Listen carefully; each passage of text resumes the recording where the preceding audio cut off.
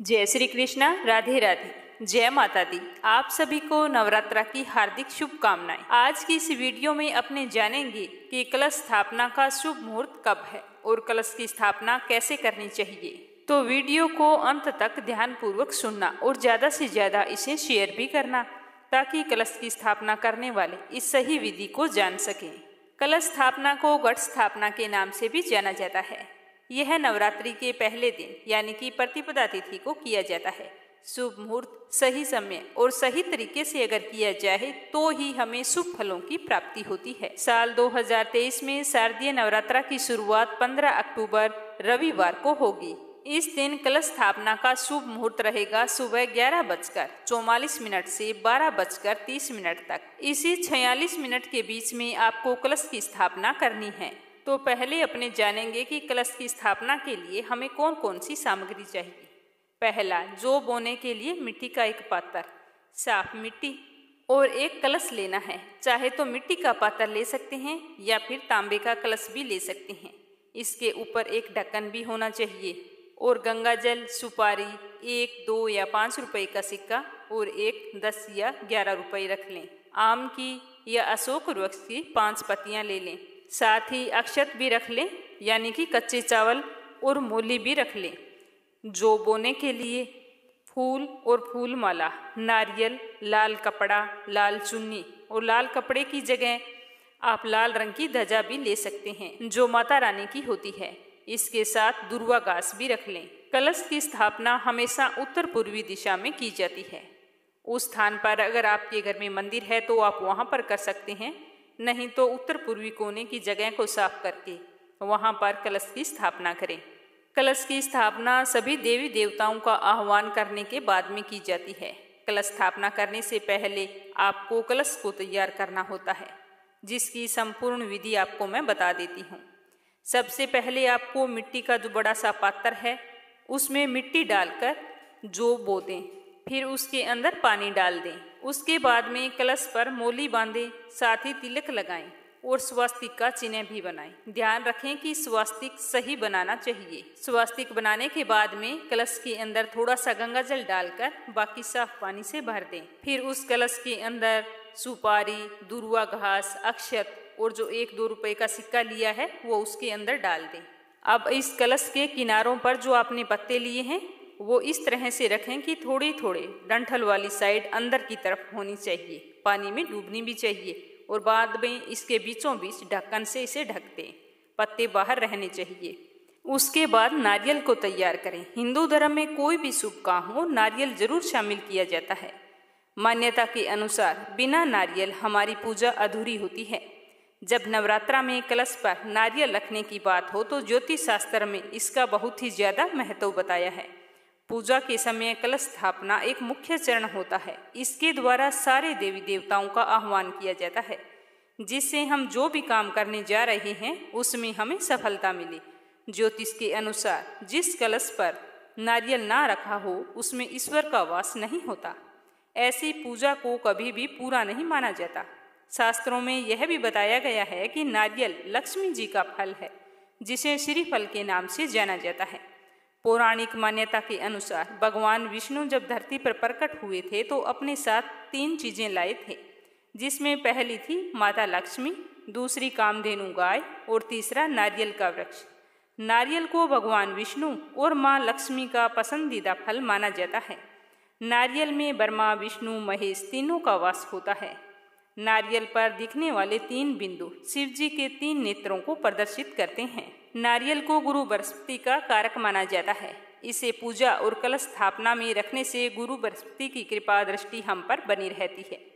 गुरु को समृद्धि का कारक माना जाता है। कलश की स्थापना में नारियल रखने से हमारे जीवन में सुख, समृद्धि और खुशहाली आती है। धन और वैभव की कोई कमी नहीं रहती। नवरात्रि में कलश पर नारियल रखने से व्यक्ति संतान पक्ष की ओर से सुखी और भाग्यशाली रहता है। उसकी संतान आरोग्य, जीवन और लंबी उम्र वाली होती है। यही वजह है कि नवरात्रा में कलश पर नारियल की स्थापना की जाती है। तो नारियल का महत्व समझते हुए अब नारियल को तैयार करते हैं। नारियल को लेकर उसे लाल कपड़े या फिर आपने जो लाल ध्वजा ली है उसमें लपेट लें। साथ में 11, 21, 51 श्रद्धा अनुसार कुछ रुपए भी रख लें। और मोली से अच्छी तरह से बांध लें। इस तरह से नारियल को तैयार करके एक ओर रख लें। उसके बाद में आप चौकी या पाटा जिस पर भी कलश की स्थापना करना चाहते हैं उसे ईशान कोण में, एक बार फिर से बता देती हूँ कि दक्षिणी पूर्वी कोने में उसे स्थापित करें। उसके ऊपर लाल रंग का कपड़ा बिछाएं। कपड़ा कहीं से भी कटा फटा नहीं होना चाहिए। उसके ऊपर माँ दुर्गा की प्रतिमा स्थापित करें। उसके बाद में माँ दुर्गा के दाहिनी ओर कलश की स्थापना की जाती है। कलश को रखने से पहले उस जगह पर चावल की छोटी सी ढेरी बनाकर उसके ऊपर कलश को रखना चाहिए और जो बोया हुआ पात्र है उसे भी उस कलश के पास में रख दें। कई जगहों पर जौ वाले पात्र के बीचों बीच भी कलश को रखा जाता है। जैसे आपकी परंपरा है उसी अनुसार आप रख सकते हैं। अब अपने कलश के ऊपर नारियल की स्थापना करनी है। नारियल का मुख हमेशा सही दिशा में रखना चाहिए। अगर भूलवश आप गलत दिशा में रख देते हैं तो आपकी ये छोटी सी गलती आपके लिए धन स्वास्थ्य की हानि के साथ साथ दुख का कारण भी बन सकती है। शास्त्रों में कलश पर नारियल रखने के बारे में बताया है कि नारियल का मुख कभी भी नीचे की तरफ नहीं करना चाहिए। नारियल का मुख नीचे करने से दुश्मनों की वृद्धि होती है। नारियल को खड़ा करके रखते हैं यानी कि उसका मुख ऊपर की ओर करते हैं तो घर में रोग बढ़ता है। घर के सदस्य ज़्यादा से ज़्यादा बीमार रहने लगते हैं। अगर हम कलश के ऊपर नारियल का मुख पूर्व दिशा की ओर करते हैं तो आर्थिक हानि होती है। धन की हानि के योग बनते ही रहते हैं। कलश की स्थापना का यह उद्देश्य तभी सफल होता है जब कलश पर रखा हुआ नारियल का मुख पूजन करने वाले व्यक्ति की ओर होता है। नारियल का मुख वो होता है जिस तरफ से वह टहनी की ओर जुड़ा होता है, यानी कि जिस तरफ 3 जो बिंदु बने होते हैं उसे नारियल का मुख कहा जाता है। इसीलिए नारियल को पूरी सावधानी से सही दिशा में रखना चाहिए। तो ये तो हो गई कलश की स्थापना। लेकिन कलश की स्थापना करने के बाद में एक जरूरी नियम ये भी होता है कि 9 दिन तक ना तो हम उस कलश को हिला सकते हैं और ना उस जिस पाटे पर हमने कलश की स्थापना की है उसको हिला सकते हैं। क्योंकि कई बार ऐसा होता है कि साफ सफाई के चक्कर में कलश को थोड़ा बहुत इधर उधर कर देते हैं, तो ऐसा करना अशुभ माना जाता है, जिससे हमारी मनोकामना पूरी नहीं होती। इसके बदले हमें अशुभ प्रभाव देखने को मिलते हैं। कलश की स्थापना होने के बाद में माता रानी के समक्ष एक घी का दीपक और एक तेल का दीपक जलाना चाहिए। उसके बाद में अपने मंगल जीवन की कामना करते हुए, अपनी मनोकामना बताते हुए व्रत का संकल्प लेना चाहिए कि आप 9 व्रत करना चाहते हैं या फिर उठते बैठते यानी कि पहला प्रतिपदा तिथि को और दूसरा अष्टमी या नवमी तिथि को 2 व्रत करना चाहते हैं, 9 दिन निराहार रहकर करना चाहते हैं या एक समय भोजन करके रखना चाहते हैं, तो वो संकल्प पहले दिन ही लेना होता है। उसके बाद में व्रत शुरू कर दें। व्रत रखें तो रोजाना व्रत कथा अवश्य सुने, क्योंकि व्रत कथा को सुने बिना हमारा व्रत पूरा नहीं होता।